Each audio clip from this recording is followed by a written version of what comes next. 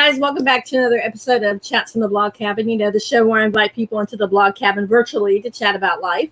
You know who I am. I'm Melissa, and today we're chatting with Sean Whitley. Sean, you're a husband, a dad, a son, and in the past year, you've gone through a lot. You've gone through family loss, you managed your finances for your parents and your grandmother, and then before COVID, you had your worst careers of your life, the worst years of your career, and now you're having the best years. So let's talk about, first of all, who you are, and then we'll get into all the other stuff we're talking about.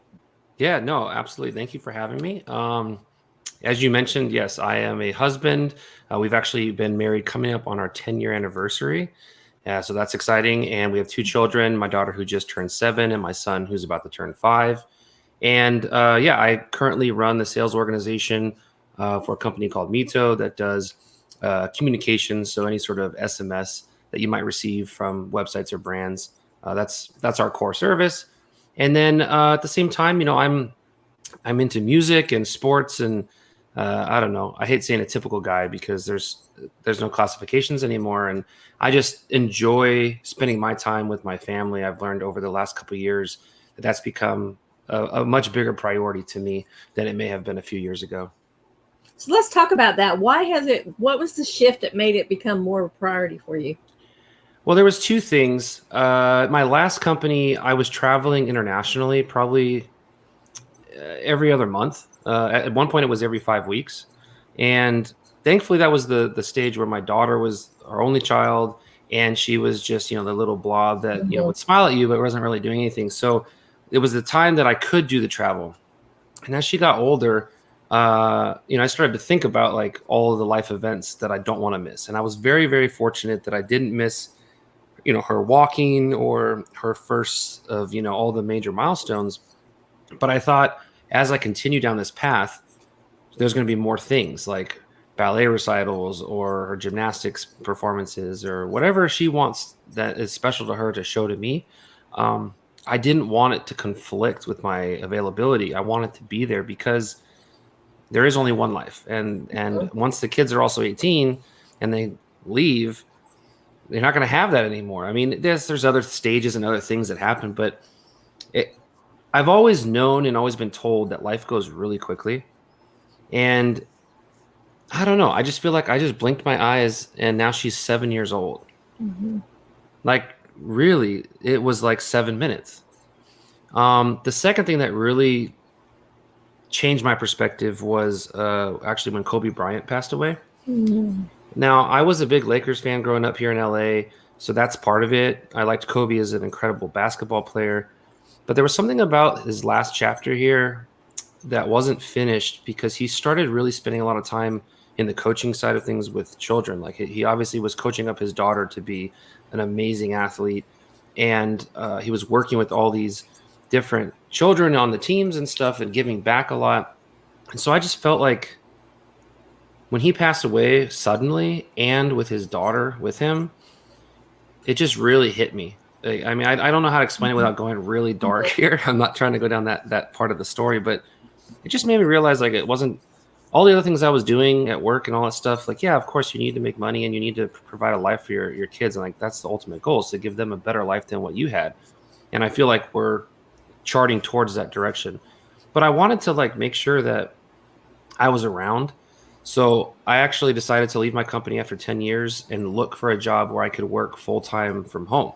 Mm-hmm. It was just before COVID even hit. And I just wanted to be able to take my kids to school sometimes or pick them up just because you don't get that opportunity very often. I think it's special. And then COVID hit and we went from me expecting to see them. I went from half an hour in the morning before I left for work, half an hour at night before they went to bed, to, full time, both kids home. And the whole virtual school thing was a whole nother beast and all of that. But yeah, it was a huge transition. But I'll tell you, now that we're coming out of COVID and the schools are reopened, that time together, like, when can you ever say that you spent that much time with your parents, not at the toddler age? Yeah. I think it's changed us a bit in a good way. That's the silver lining in all of this. Yep, that is so true. And I applaud you for that because not a lot of dads take the route of being a stay home, work at home dad to where they want to be involved in their kids. Most of the time, it's left to the moms to kind of do that, to kind of navigate that. So let's talk about navigating COVID and virtual homeschooling. I mean, virtual schooling, because that's hard. A lot of parents are still struggling with that because there's some schools that aren't even open yet. Yeah, I mean, I'm blessed with an amazing wife because when we had our daughter first, she decided that she would stay home full time and be a full time mom. Luckily, we were in a position that it was challenging financially, but we were able to survive with just the one income. Um, but the idea behind it was that she could be with the kids, raise the kids the way that we wanted to, and not outsource that to somebody else. And I think the bond that she has with the kids is like so close and tightly knit that that's kind of also maybe been a thing for me, that I wanted to make sure I had a close relationship as well.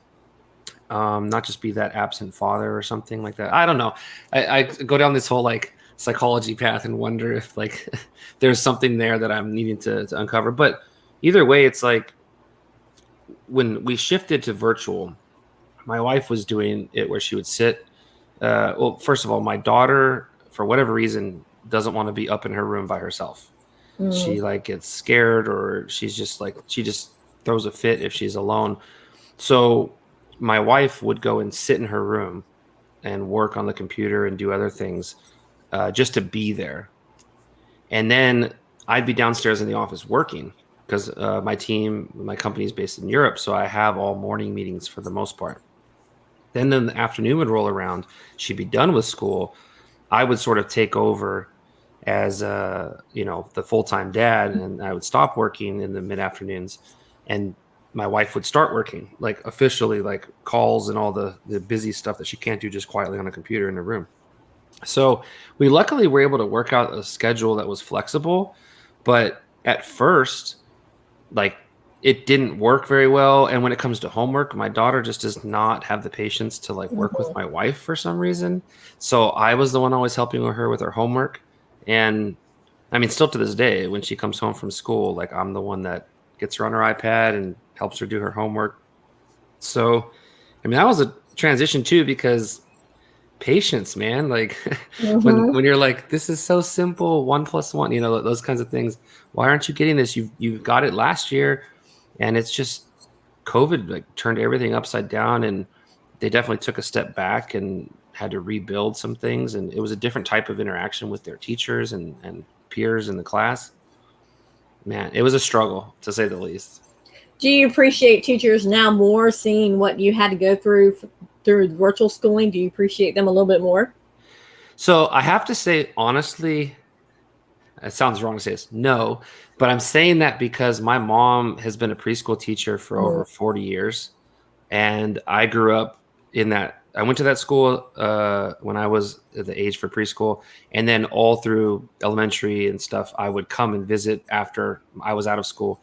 So I've seen what she's done. I've seen the work she does at home to like prep and to like make things herself, the amount of work and effort she puts in. So I already have teachers kind of on a pedestal because I know that she works harder than most jobs that I've seen in terms of actual work and hours put in. And then too, like the pay rate is not where it Yeah. should be. And I know that's a huge topic, and it's hard to like it's not something you can just fix overnight. But most underpaid for the amount of work that they do, especially out of the school hours that they do. So that's why I had to say no. But the honest truth is, like, my daughter's teacher, she put in so much extra effort to do things. I wouldn't say out of the curriculum, but like organizing supplies to be able to do like science things and Mhm. personally delivering them, or arranging days to meet at the park where she could put them out spaced out and people could just come pick them up, just so that they wouldn't get behind and they would continue to have the enriched program that she wanted to have in the class. So I mean, I have to commend those that adapted to the virtual world, put out a bunch of extra effort that teachers don't normally do in the classroom. So yeah, I'm very, very supportive of teachers and appreciate them very much. So when you made that switch to working full time at home, you said COVID hit, but how big of adjustment was that? Did you have to tell the kids, okay, dad's here, but dad's working right now and don't bother me while I'm working, kind of like for instance, when I do these interviews, I have to put a stop sign on my door so people don't just randomly walk in. Yeah, sort of. So we have an office, but there's no doors on it. So that was for the very beginning. It was so hard to explain. Like, I'm the one that you see all those videos on YouTube and TikTok and things where it's like I'm sitting on a camera and then my kid just walks in off screen and is like, "Daddy, I need to go to the bathroom," like, or Shane pooped or something. Come wipe him. And I'm like in the middle of a meeting with a customer. Like that's. But thankfully, every single person, customer and coworkers, like, they're all going through the same challenges. They understand. It's surprising because I'm in the sales profession, so you always want to be professional. You always want to be polished, and you feel like those kinds of things will give a negative perception. But it hasn't been that hard. I think, it's funny. Someone told me about the stop sign thing before, and I didn't actually do it, and I kind of regret that I didn't because it probably would have made them understand sooner. My daughter gets it. My son's 4, turning 5, and his school didn't go virtual, so he was home all the time. And you start to get a little stir crazy being home all the time. Plus, I'm going down a whole rabbit hole, but we don't have a yard right now. We're in the process of redoing it, so he doesn't even have a place outdoors that he can go run and play until we coordinate to go for walks and stuff. So I don't blame him, but yeah, that was hard. Do you think because of COVID, people are more forgiving about how, like technology, like for instance, of course you said you're on these calls all the time and your kids come across, but then again, there's also technology where it doesn't quite work and you have to like reschedule calls, reschedule this, reschedule that. Do you think companies are now more forgiving because they see what the workers are going through now? I mean, they're more forgiving in the examples that you gave. Yeah, absolutely. There's other areas though that are less forgiving, like respecting my schedule or my calendars. So like a lot of people that I talk to are having meetings during their lunch hour or after 5 p.m., which is not a normal practice if you're in an office setting. And it's the whole like, well, you're at home, I'm at home, and we're working. Let's just, continue. And there's got to be this balance between not work-life balance. I hate that phrase to be honest, but it's more about like workload, and also setting boundaries, especially if you have a family. Like if they're already respecting the fact that you're in an office working for however many hours a day you are, there's got to be windows that you're taking your breaks, because in the office you would walk to the bathroom, you would walk to the kitchen or the coffee machine or the water machine, and you take little breaks that are also mental relief breaks from the workload. Or you'll just, yeah, I know employers don't want their employees spending a lot of time chit-chatting, but that occasional 5-minute chat about BS is actually really, really good for the employees and their well-being and just decompression overall, so that they can go back into their next thing and focus, which is part of the reason why that's how our podcast sort of started. Is my co-host and I, we worked together for a very long time, and we also founded a separate company together. And he came to me and said, I want to talk about how stressful sales is and how much pressure there is, because that's not talked about. Like a lot of people will talk about like the sales techniques and how to engage with customers, but there's a lot of salespeople out there that are struggling or that think they're in like a unique situation, and it's not unique because they just don't know, because no one talks about it. And so we started our podcast, The Two Sales Guys, to just talk about all those stressful situations, but also like coping mechanisms. Like, what do people do to make their day easier on themselves? How do they structure their day? What techniques, like meditation or reading books, what types of things do they put into their life to help offset all that stress? So I've tried putting some of that stuff into practice, especially with the home environment being a blurred line between work and home, because you're just sitting in your home. So what kind of practices have you put in place to kind of help you? Well, I mean, first and foremost, which also ties into the whole me being around for my kids, is I started working out every morning during the week. Like I try to do 6 days a week. 5 is like my goal, but I try to do 6. And I'm not talking like these intense bodybuilding workouts, I'm talking like 30 minutes. I purchased a Tempo Fit which is kind of like those, mirrored systems, and then you do Mhm. weights and it tracks you, and they have live classes. But that's because they do like quick 20-30 minute classes that will hit either a targeted muscle group or the whole body. So you're getting cardio and muscular work, but it's quick, and I can do it, take a quick shower, and still be at work for my 7 a.m. meeting with Europe. At the same time, I have lunch with my wife and kids almost every day. We find a break either at 12 to 1 or 1 to 2, and I'll come sit with them. We'll either watch a video or we'll sit there and talk, and we just have lunch together. It's not necessarily like a structured like cooking a meal. A lot of times Mhm. it's like we order something, or I subscribe to a meal service and I'll just like heat it up real quick and we'll eat it. But it's just about the time together and taking your mind off of work temporarily Mhm. and then getting back to work. So let's talk about how you're stronger as a family because you decided to work from home and you decided to make that a priority. Because I think a lot of people need to know that, like for instance, my girls are ages 26, 23, and 19. So it seems like just like yesterday, I was bringing them home from the hospital and now they're gone, so you don't get that time back. So I applaud you once again for doing that, for working at home so you can spend more time with your family. But let's talk about the changes. Have you noticed a change in your kids now that you're home full time with them and you're still working, but you're getting more quality time with them?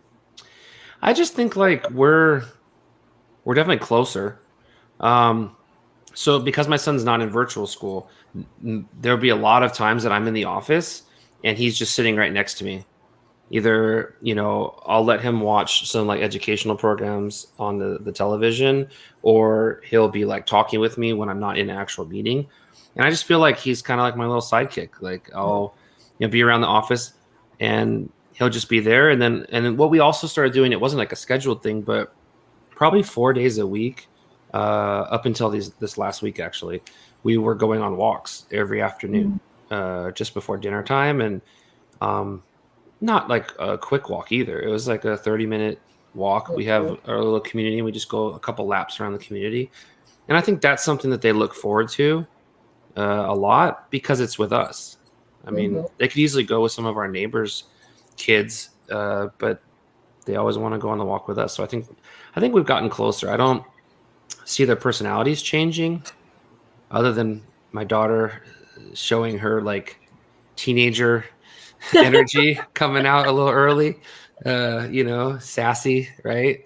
Mhm. No, we're just closer overall. And I just think, to what you just said, I'm going to close my eyes, open them up, and they're going to be going off to college or to the work world. And I want to be able to have a good relationship where we have open dialogue and we stay connected. I don't want it to be like some kids that go away and parents hear from them every so often. I mean, that was part of our other thing, which we can get into later if you want. But a few years ago, we got a house a block away for my parents and my grandmother to live in together, so that we could be that close and spend time with them and see them very often. In fact, my mom, I told you she's a preschool teacher, she would come over twice a week to do like Nana school with my son because he didn't have school. So at least he would get something and keep going because he was in preschool, so she knew what he needed to learn and where his progress should be. So I mean, the quality time we've gotten with our family, especially looking back, the first 5 years of my daughter's life, for example, outside of her seeing my mom at preschool, we weren't having dinner together or spending time with them, but maybe at best once a month, at best, if that. And now we see them every week, at least. Wow. Wow. That's amazing. Yes, I would love to dive into that. But right now, let's go to a commercial and then we'll come back and we'll dive into how you strengthen the relationship between the grandparents and your kids as well. So here we go. Hi, my name is Joanna, and I would like to share with you a little bit about Shores of Grace, Shores Philly. It's a ministry located in Philadelphia. The portion of Shores that I volunteer for goes into Kensington, an area greatly impacted by homelessness and addiction. And we go and we take love, food, clothing, snacks, conversation, We believe that it is a way that we can meet people right where they are and show them the love of Jesus. We have seen lives changed in big ways and in small ways, and we have built wonderful relationships with the people in the community. We have big plans, more we'd like to do, and we would appreciate any support, either through prayer or through donation. If you would like to donate, you can go to shoresofgrace.com, and in the menu, click on Donate. And we just ask that you put Philly in your donation comments. Thank you.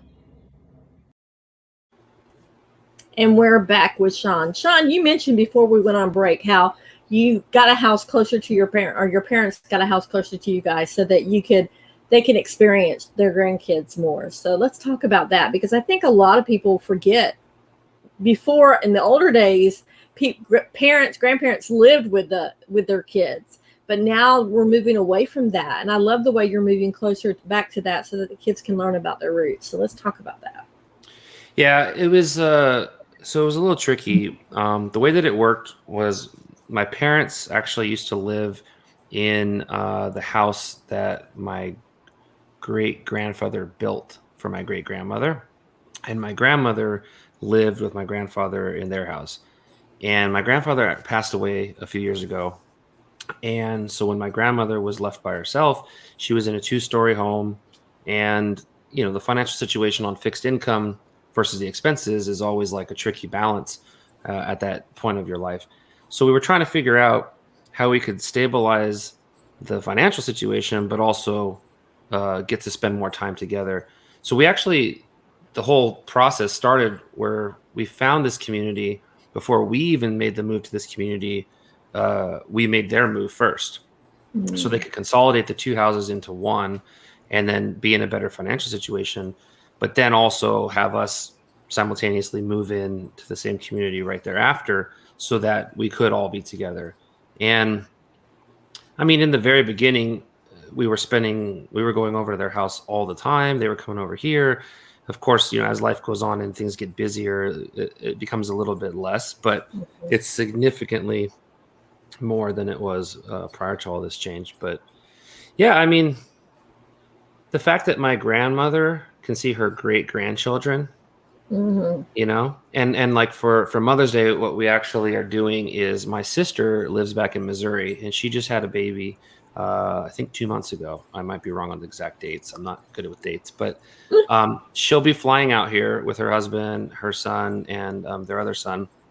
And we're going to do a photo session where we have, 4 generations all together in a nice photo for my mom and grandmother. So that's going to be pretty special. That'll be cool. That is pretty special, because you don't have a lot of people that nowadays that have their kids be able to see your grandparents, because both my grandmothers died when I was like young, high school age. So they weren't able to associate. But on my husband's side, the girls actually got to meet their great grandfather. So I just applaud you for that, and for have your kids said, hey, tell me some stories when you were little, or tell me little stories about when Dad was little, because obviously they want to know what Dad did wrong. And I'm sure as they grow up, they want to know more about, hey, Grandma, did Nana, did Dad do this, and that. So Has it been embarrassing times for you? Yeah, I mean, thankfully, nothing too embarrassing. I think my parents keep it pretty, not PG-13, but whatever the next class down is, G, I guess, because the kids are young. But yeah, they'll tell them some funny things here and there, or tell them about like what I used to do as a kid that they're now interested in. So they see the similarities between me and my sister. I think it's funny though, because my daughter had a very quick bond with my grandfather. And unfortunately, like I said, he didn't live for a very long time with her alive as well. Like one of the last photos I have of him is my daughter on his lap, like looking up at him and like touching his chin with her finger. And I swear my daughter always remembers every fact my grandmother ever says about my granddad. Like, and I like some photo came up the other day and she's like, oh yeah, that's just like granddad. Right. And I'm like, yeah, how did you remember that he was in the military? Like all these kinds of little details that you're surprised that they grasp. So, I mean, I guess that's kind of, my grandparents were so important to me. My grandfather retired to be able to pick me and my sister up from school every day in elementary school. And we'd go to his house and spend time with him and my grandmother until my parents got off work. So they were like a second parents, a set of parents to me, that I want to make sure that my children have that same relationship with them as they can. And just because I really hate talking about the like negative side of life, that everybody's going to die at some point, but I want these times that we have together to be as best we can. And I mean, look, I'm not perfect. There's a million other things going on that I forget about, or I, could have done differently or better. Like, of course, I'm not like, I don't want this to be the like social media like aspect where you only see the 1% of the perfect scenarios, but I'm doing my best to be aware of it and trying to make sure that those things happen. Like I told my mom, so it was my birthday last week, and I told my mom like the usual, like, I don't need any gifts. I don't want anything. Like, I'm an adult. Like, I don't need gifts. And there's not really anything I want either. So like, if there was something I really, really wanted, okay, maybe I'll like encourage you to buy it for me. But instead, I just want to have a dinner together and acknowledge my birthday. And we just spend that time together, because those are the few times that you remember later. And so many things happen at those events that like we talk about for years, funny things. Or do you remember that one time? I mean, there's also crazy things that happened, but you still just remember those interactions with them, and it just these lasting memories. That's important to me. Yeah, that is so true. Now let's talk about when you said in your intro, when you sent me your bio about you had 2 years ago, it was like the worst times in your career, and now it's like you're having the best year of your career. Let's talk about that. Well, so in my last company, we were in this hyper growth phase for a while, and my role was changing. I was being promoted, getting new responsibilities. It was great. And then there was a change in leadership. And so I kind of got put in a position that I was at a ceiling. There was no upward path that I could see in front of me. And at the same time, I didn't get put in a position for success when it comes to like building out the partner program. And so financially, I wasn't closing deals and making the commissions that you would see or like to see in sales. And there wasn't any other like opportunities for me in the organization. And so there was a period of a year to 2 years that I just was not liking it. I wasn't having fun anymore. I was kind of just there because I'd been there for so long, and I was comfortable with the benefits and the team. I really loved the team. Like, it's so hard to leave a team after 8 years, 9 years, 10 years, because you've built all these relationships with hundreds of people, and you feel invested in the company to some regard. When I switched and left, it was like, I don't know how to say it, like starting all new. Like it was similar but different. I got to build my own team. I had budget. I was given free reign to do what I thought was necessary to build up this team. And thankfully, we had an incredible year last year. I mean, we went from basically zero revenue in my region to over $8 million last year in 1 year, which is incredible growth. And my team's gone from just me when I started to now I've got 5 direct reports in my territory. So we're a team of 6 and in 1 year's time. And so financially, best year of my career. I think just with all the opportunities, starting fresh, building out the team, the new team that I'm on, we're all remote. I've only met 5 people in the whole company in person, maybe 7, and like 3 of them used to work with me. So that's how I already met them. Otherwise, because I joined in February last year, and the day I was supposed to fly to Europe for my onboarding training was when our president shut down the borders to Europe, no travel, because that was right when COVID was really taking off. So I didn't get to meet my team. I haven't met most of the people in the company. And so it's a little different, but everything is going so fast here, and I don't like saying this because I don't mean it in a negative way towards my last company or role, but like it was the best decision of my life to leave for lots of reasons. I mean, the whole working from home thing was like the icing on the cake by far. So were you weren't working from home before you took this job? So I had an arrangement for the last couple of years where I could work from home on Fridays, because my commute was an hour and a half each way. And, that's a lot of productivity that's lost. And I think that's why working from home now, I feel so much more productive. I mean, 3 hours a day, just in a car until we get self-driving cars where I could still be working. And the worst part about it wasn't the time suck. It was, I'm here in Los Angeles, so an hour and a half, it was only 21 miles. So you're going like, a caterpillar along this freeway with a million other people. By the time I got to the office, I needed a 15-minute break just to like calm down from all the road rage kind of feelings, right? Just it's stressful. And now I don't have any of that. I just have the morning workout, a shower, and then I get to walk downstairs and I'm ready to go. I love that. So not only working from home was great for your family, but it was also great for your health wise too.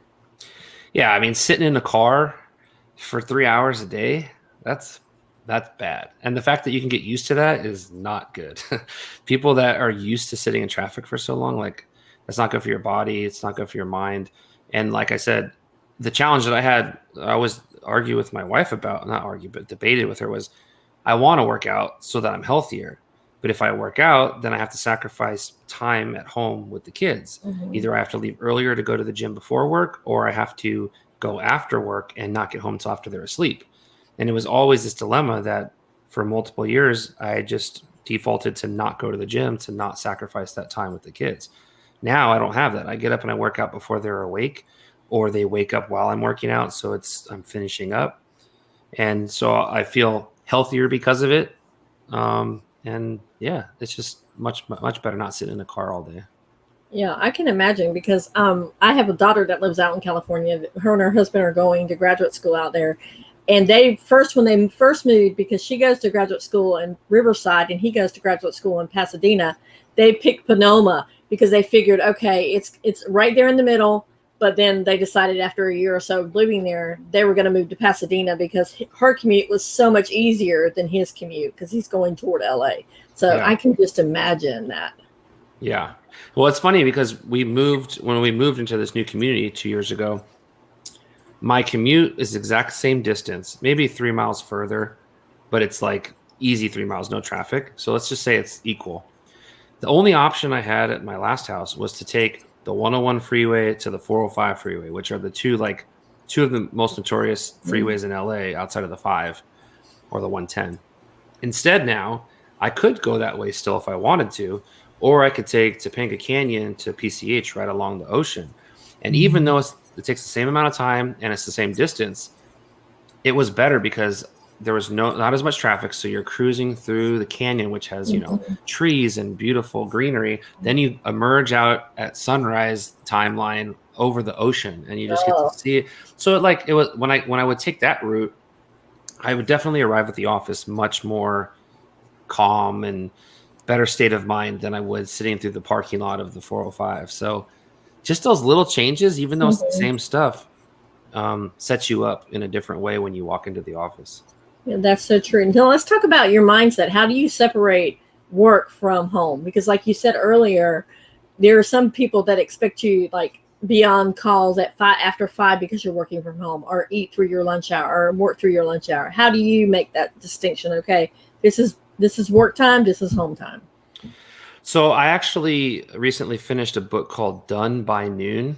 I forget who the author is off the top of my head, but they sent me the book and I love the concept. I'm super fascinated by it because the whole idea is to like prioritize all of your work into different categories to be able to get them done by noon, hypothetically, so that you can have this dedicated time in the afternoon to commit towards things that you need to work on, whether that's projects that take a lot more time or that's personal investments like, working on your own mental health or physical fitness, or you want to go golfing. It's not necessarily like all work is done by noon and you have the whole afternoon to go play. Like, it's not like that. But the big principle that he put in there was, if you just have a regimented schedule, you can stick hard and fast to those timelines because you prioritize the time after.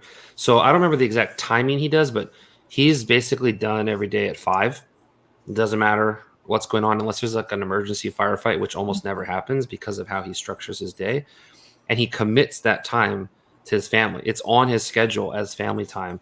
The weekends are, and he does not look at his phone, and he does not take calls. And if anyone calls him during those times, they all know this better be an emergency. So it's more of like establishing that culture with your team that they know that. Like, I've created it where if I'm busy working on something and I'm in the state of flow mind, like I don't want to like be interrupted because I'm working on something, and someone messages me like they have a question, I'm like, I'm busy later. And they know I don't mean it in a rude way. They know it's not personal. Don't bother me right now. I'm focused. And so I do the same thing when it's after hours. Like, I try to be done. Occasionally I'll get like a call from a teammate about some deal or something. But for the most part, which is also cool, is because I'm managing a team in my time zone, there's not very many of them that are working after 5 with customers. So if it's just like questions or they need support on something, that could wait till the next day, or they could just email me. And because I'm getting up early, I can respond to it before their workday officially starts, 9 a.m., let's say, and they'll still be able to read my response and then get back to the customer before the customer's even online in most cases. So you just have to commit to it. It has to be a priority for you. So our time is almost up. So can you give us one last little nugget of what you want people to take away from your experience? I think my biggest thing was just changing my priorities. Obviously I'm super ambitious. I work very hard. I want more for my family. I want to give them the best stuff. And so there's obviously a conflict there of people think you just have to go and bust your ass to be able to like be this successful person. But I've found a lot of very successful people don't have to be that wake up at 5 a.m. and work until, 10 p.m., like 12-hour, 14-hour work days. Like, that doesn't have to be the case. And I feel like I found that balance. And it's because I'm prioritizing time with my family and kids. If I was a single person, like I would probably be working just because I like to challenge myself when I work hard. So for your situation, it may be different, but I think it's just about prioritizing what you want and making sure that you're committing to like actually document that time, protect that time as if it was a customer meeting, that you wouldn't sacrifice that time for anything else because it's a customer. That would be unprofessional. So why would you be unprofessional towards yourself? If you have time you want to lock in for your personal objectives, whatever that may be, why compromise that? You're just cheating yourself. Yeah, that is so true. And that's a great little nugget. Now, where can people find you at? Most people reach out to me on LinkedIn. That's my professional, profile. Otherwise, like the2salesguys.com is our podcast website, and we're on every, podcast platform, wherever you find your podcast. So check that out. Obviously, I would love any likes and comments. You can do reviews, things like that. But I really appreciate you having me on here. I like the discussion, and, I think the audience should try to find what they want most and find that balance and prioritize it in their life. Honestly, I want to ask you about your podcast real quick. Okay. It's called Two Sales Guys, but could anybody listen to it? Do you have to be in sales to listen to it? No, absolutely. I think we're two sales guys. So that's where we come from. And yes, our main audience are sales professionals in any industry. Like, they don't have to be in the tech space like we are. It works for car salesmen. It works for like anybody, right? It's just more about dealing with pressure and stress in your life, which doesn't have to be in sales profession, and ways to like deal with it, to hear stories about people going through it, whether that's personal loss. We actually had the top sales guy at salesforce.com. He was on our podcast a couple of weeks ago, Ian Koniak. He went through top performing year after year, and he almost lost everything. He had problems with his marriage and his own personal issues because of addiction. And that's part of what happens a lot in sales, is you ride the highs and the lows really, really hard. And so this applies to everybody. Like, everybody's dealing with problems. One of the things I keep talking about lately is like we find it normal to talk about like our weight loss regimen and our workout routines, but nobody talks openly about like what am I doing for like my mental state or my mental performance or my just well-being in general. And so anybody can tune into this and take away some good insights. At least I hope they can. That's the whole purpose. Yeah. Well, Sean, I want to thank you so much for coming on and for just sharing about your life, because I think a lot of people need to know that you can make that step back, and it doesn't have to mean that it's costing your career. You can put the priority as your family first. Yeah, I agree completely. So, guys, we will see you on the next chat from the Blog Cabin. Bye.